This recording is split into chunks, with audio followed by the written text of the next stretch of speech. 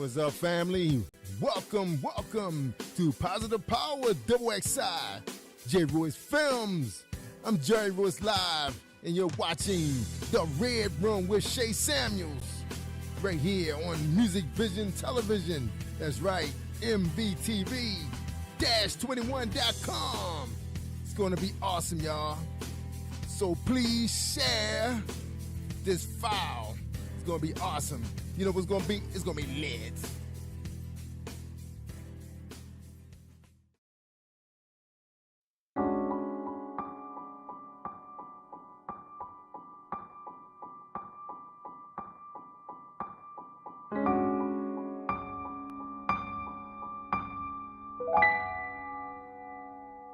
Rolling tape.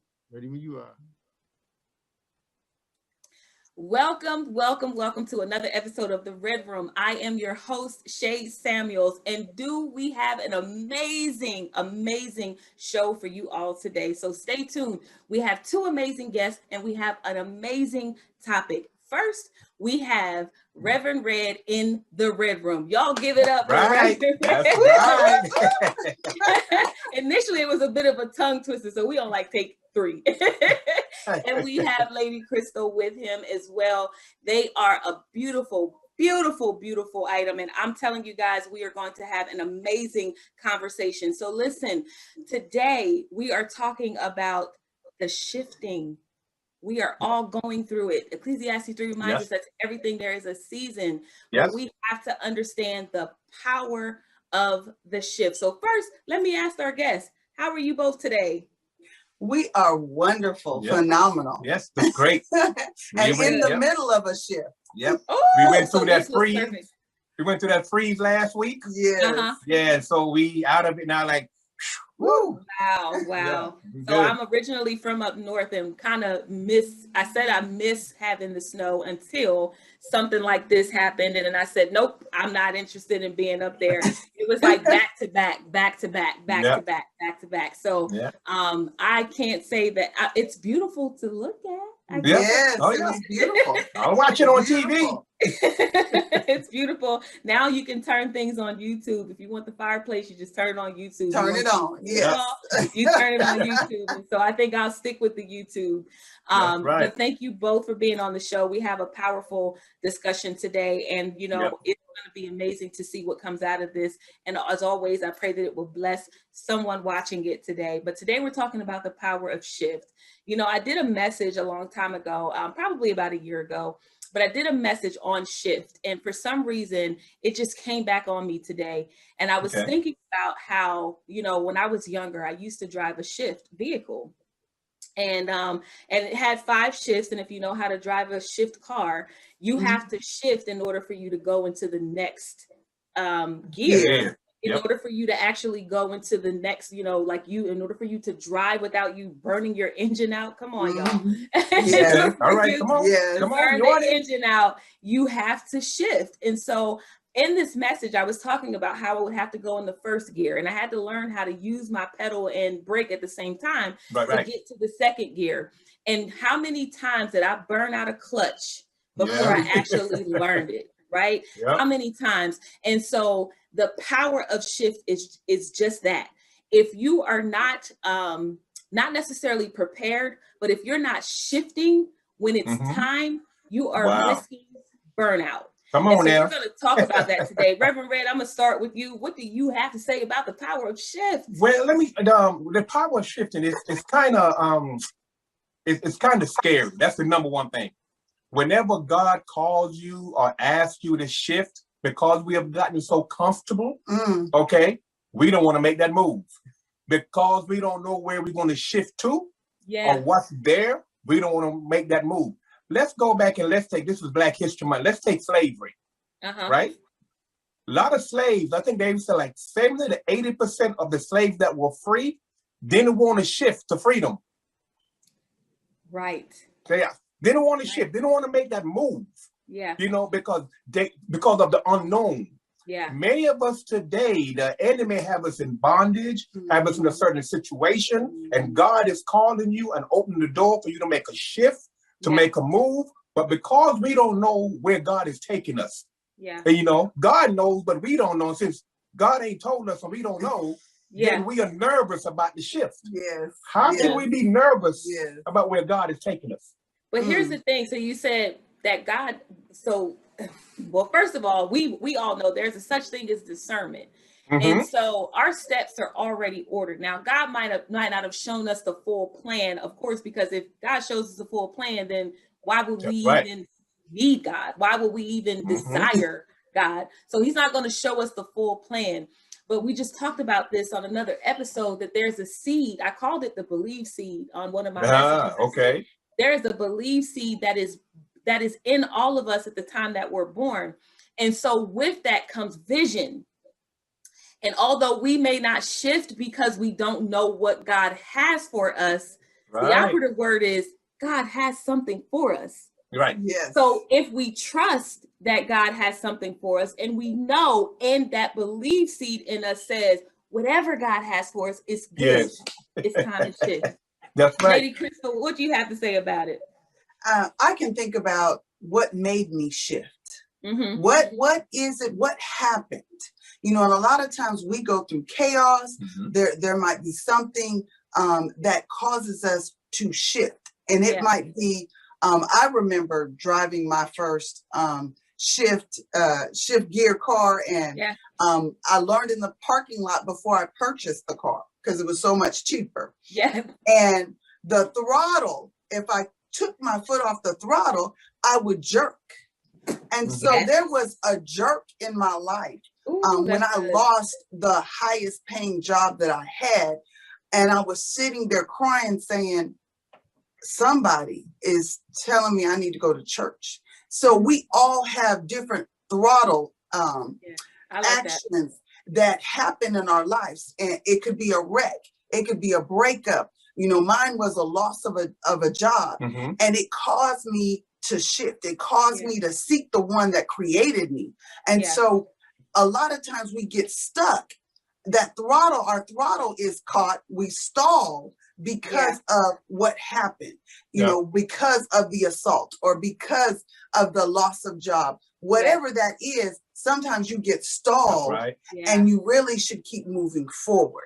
Even though you got stalled, even though that throttle went off and you got jerked around, that is your shift. That is your indication that a shift has happened in your life. Yeah, I love that you said that, because here's the thing that I really have to understand, even for me. When I was driving the vehicle, like you said, I learned on my own. I didn't know anything about a shift. The car was given to me. My dad actually said, if you want the car, you got to get the brakes and you got to get a clutch. And so I was determined to get a brake and a clutch. I learned on the highway. What I used to do is I used to keep it in neutral. I knew like what the car speed. So when Reverend Red said you get comfortable, here's how comfortable I got with the learning process. I used to keep it in neutral, and I could feel the level of the car and what we're going to based off of the based off the rev of the car. So if you've ever driven the shift, you know that when you, and it was like, I got accustomed to what I heard.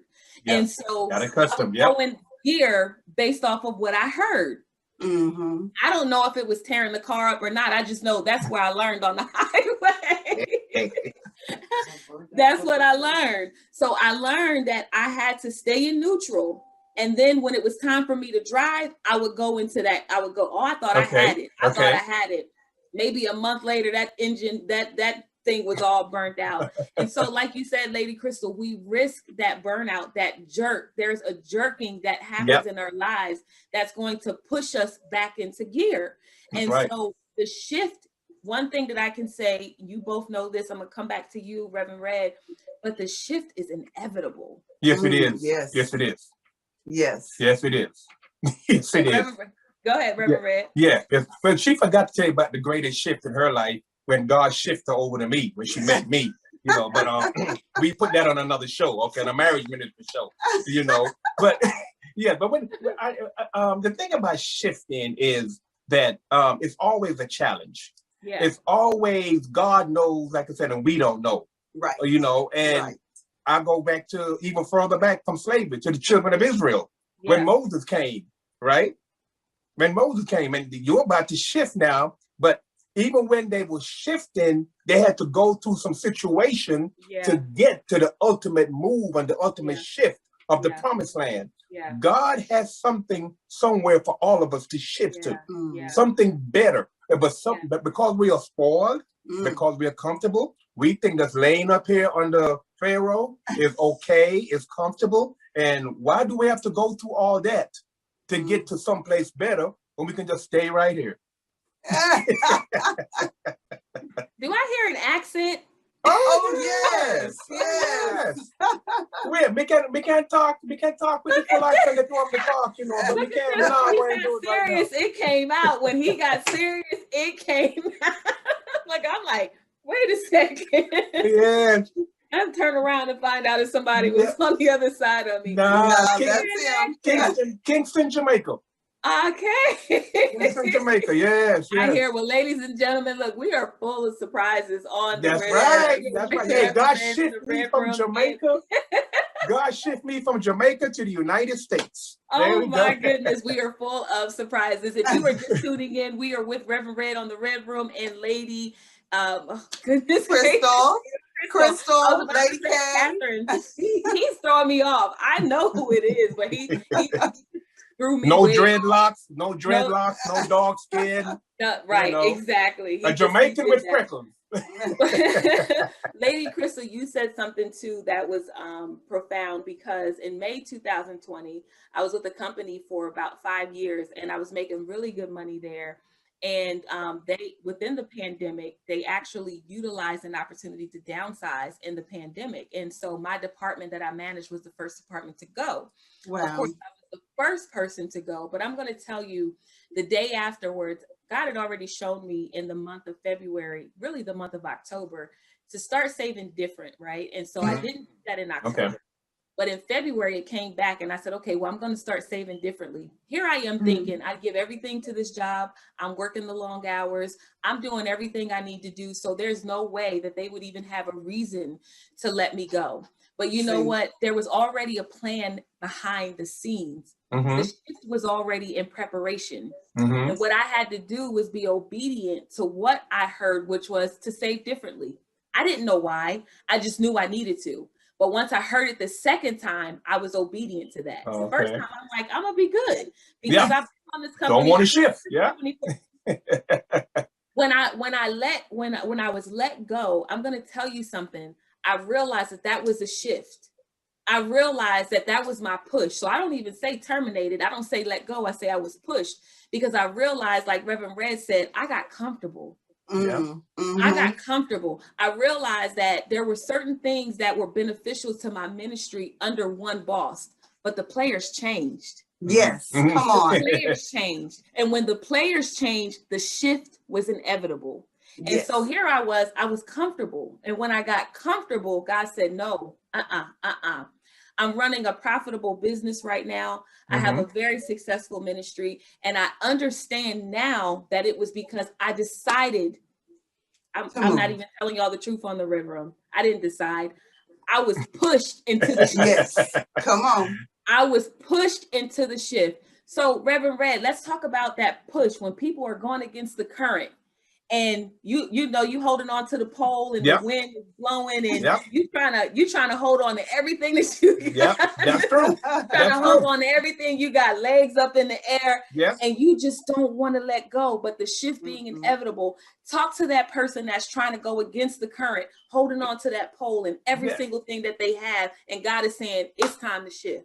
And some of your guests might get mad at me right now because I'm talking about like single ladies that's still holding on to a man 13, 12, 15 years. My wife and I always talk about that. I'm like, what are you holding on to? God is about to shift you. Some shifts are major, some shifts are minor, but every shift is important. Okay. Some shifts take you to another country, to another state. Some shifters take you around the corner to another job. So wherever God moves you, my wife always tell me this, baby, are you ready to move? As a preacher, you got to be able to shift, be able to move. wherever God wants you. And sometimes I'm spoiled. That's why I can say this. I'm like, oh, baby, I ain't going nowhere. I'm staying right here. I'm a minister right here. I was in South Dallas for the longest ministering. Hey, God said, let's move north. And my wife kept saying that. And I'm like, well, this is good. I'm comfortable. We got our building. It's paid for. We are right here. God uprooted us. And guess what? Shift. Yes. Okay. Yes. We had to move, and God has blessed the whole move and continue to bless. So we have to do the same thing in our lives. You know, when God touch, when God speaks, when God talk, stop listening to people. Yes. Yeah. Stop listening to people. Yeah. And listen to God. And when she hears God, and people say, well, no, girl, don't do that. Don't go out and get that business. Don't go out and write that book. Don't go out and do that, whatever. Okay. Let people speak positive in your life. If God is asking to move, girl, you better move. Say, my man, you better move. Because God, I'm not going to be the one to hinder you from shifting and moving when you hear the voice of God. So it sounds like it's time to shift from those friends. God will do that too. God will do that too. The whole circle needs to change. Yes. You know, the primary thing here is that there is so much power in the shift. And because a lot of people are afraid, like you said, we've gotten so comfortable with just being status quo. Here's another thing that we've gotten comfortable with, what it looks like. Yes. We have so much in front of us with social media. There's so many people pretending to be something that they're not. And a lot of people see with their eyes, this person has shifted. And guess what? It's because the status changed. That's right. That's right. Yes. Lady Krystal, the status changed. Yes. So here's what they see. So you now see your friend who's like, I'm a homeowner. You don't know what it took for them to get it. That's you don't know what they went through. You don't know what they cried about at night. Stop it. Stop it. Absolutely. Stop it now. Wow. Stop it. You know, we when I told my husband it's time to move, we were moving. God said for us to move from our house. We had been in our house for 17 years. Didn't want to move. So we passed that halfway mark. And so I'm like, God said for us to move. And my husband's like, where are we moving to? I said, I don't know. But God said for us to move. She started packing stuff. I'm the only one. I come home, she started packing. I'm like, what are you doing? I'm the only one in the house packing. My son is like, my mama crazy. But she packing for it. We not moving. My son was like, no, this is my house. You know, we're not moving. I'm like, God said for us to move. So he made us uncomfortable in our home. Things started shifting. Our house literally started shifting. And so I'm looking at cracks and I'm like, oh my gosh, you know, we got to fix this foundation. And God was like, no, you need to move. You need to move. So when I said, okay, we're moving, it took 3 days. You didn't hear me. It took 3 days. Our house was on the market for 3 days and we sold it. And then we were like, where are we going to move? It was in an uncomfortable time. We had a vacation and a basketball tournament because we do a basketball ministry with underprivileged and overprivileged kids. We bring them together. Mighty King. Okay, good. Mighty King I like basketball. And so that some of them have never played with other races until they came. I like that. Never interacted, never spent the night over at anybody else's house, but that's another story. But in the midst of that, we had the trip, we had the house of our house for sale. We had to pack. Guess what? We didn't have a place to go. Wow. But God. Yeah. And we moved into an apartment and we're like, people are going, you said status quo. People are going to look at us like, why are they at that age living in an apartment? They had a house. What happened? So a lot of times in this Christian walk, people are like, you have to have this. You have to have this title. You have to have this much. You have to drive this kind of car in order to be successful. And so it was looking like we were unsuccessful, but we were in the shift of God. That's right. Wow. Yep. Wow. Wow. Look, the two of you are blessing me, and I know that someone is watching this today, and you may not have realized that you were in the midst of your shift, But if you've heard what we talked about, listen, you are in the midst of your shift. The shift is inevitable. You need to stop holding on to the pole. That's right. Let the wind just blow you. Like, let us blow it for you. That's right. Yes. Let the wind just blow you, because it is inevitable. And here I am, you know, I laugh while you guys were talking, because it's like, kind of, you got to practice what you preach. You're talking, and I realize I'm in the midst of a shift. You know, while you're talking, I'm realizing I'm in the midst of a shift. And for me, sometimes I'm like, God, another one. You know, I'm like, I feel like an army brat sometimes, because I'm always uprooted, and because I'm always moving, and I'm always, you know, it's like, when do I get a break? You know, I just want to settle. You know? But I realize that the shifts are inevitable. There's ever-changing environments around us. Shift, like you said, Reverend Red, you know, you got to look at changing your circle. Don't be afraid of, because you grew up with these people and they were in high school with you. Come on now. You pinky swear to be friends all your life. You know, you guys did elbow spit, whatever you did. Here, our reality is that when you say yes to God, things are going to change in your life. That's right. I tell people this all the time. For some reason, we've been brainwashed to believe that everything of God is warm and fuzzy. But we go on a battlefield. We're on a battlefield. And that's not to scare the person watching today. Well, why would I want to follow God if I'm always on the battlefield? Here's the reality of the battlefield. You come out stronger. You win. Come out bolder. Look, go ahead, Reverend Red. Say it again. We win. That's the reality of the battlefield. Yes. We win. I don't care what the situation might look like. We win at the end. Let me go back to tell you a little thing about shift also. A lot of times, here's another problem we have with shifting. We are jealous of somebody else's shift. Because their shift was quicker. They didn't take us long to get where they are. It's taking me a long time. So instead of finishing the shift, let me go back to where I was. Okay. Wow. And so we do shift envy. Okay. How did Shay get on TV so quick? How did she get all that so quick? And we haven't there yet. God's supposed to be shifting us there. We're not there yet. And people get jealous of someone else's shift instead of glorifying God and say, God, if you took her there, if you moved Jerry where he is, if you took my neighbor, my friend, guess what? I'm looking for you the same thing with me, but do it on your time, God. Yes. You know, the children of Israel could have went a shorter route to get to the promised land. Yes. A whole lot shorter route. They didn't have to do what they did. Yes. They said, why is Moses shifting us up there? We can shift down here and be a whole lot quicker. That's not what God has for you. That's not the journey that God has for you. Each one of us have our own different journey. Absolutely. And you know what that makes, Shay? When we have our own different journey, it gives each one of us our own different testimony. Yes. See, our testimony is not like your testimony. Yes. See what I'm saying? You got a different shift testimony than what we have. Yes. You see, and that's what God is saying. So don't be envy of nobody else's shift. No matter if it's quick overnight, you might like, boom. Well, they did it quick. What's wrong with us? God has his time. He's working with you. You just let God do what he has to do in his time frame. Yeah. Yeah. You know, it amazes me. It amazes me because the number one group of people that have the biggest challenge with the shift are the believers. Look at her. I'm about to stand up and run around. Did you see their faces?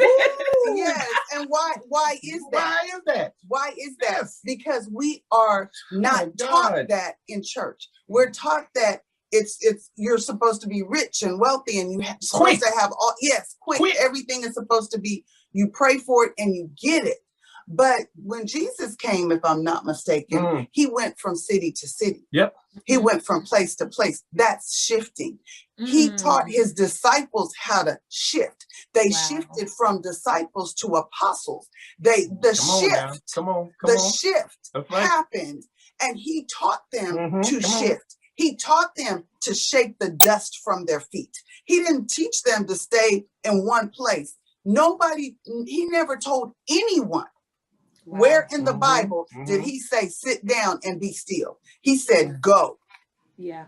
Go. The Great Commission was for everyone to go, but people get comfortable. And in Moses' time, Moses was moving the children of Israel in what? In tents. There was nothing permanent in that 40 years. They were moving in tents. Now, when God wants you to settle down, he'll give you a house that you did not build. He'll give you land that you didn't. Come on, somebody. He shifts you. He's going to give you that fur coat that you ain't know was going to come out of that bedroom for your photo shoot. Boy, here we go with that fur coat. Well, I do want to end with saying this. Like a caterpillar is meant to turn into a butterfly. I did a study, and that study said that if a caterpillar lives past its life expectancy before turning into a butterfly, it will die. The caterpillar is only designed to live at a certain weight, and living beyond the butterfly time frame, that season of turning into the butterfly, it is surely to die. So if you're watching this today, know that it is time for you to shift. You have heard it here from the three of us, and we have been through our own shifts. We have our own testimonies, but at the end, Reverend Red said it best: we win. So I want to thank you all for tuning in. I want to thank you both for being my guests on the Red Room. Thank you for having us. Thank you for having us. I really appreciate it. And I pray, as always, that this has blessed you, the viewer, today. I'm Shay Samuels, the host of the Red Room, and I want to thank you all for tuning in. And until the next show on the Red Room,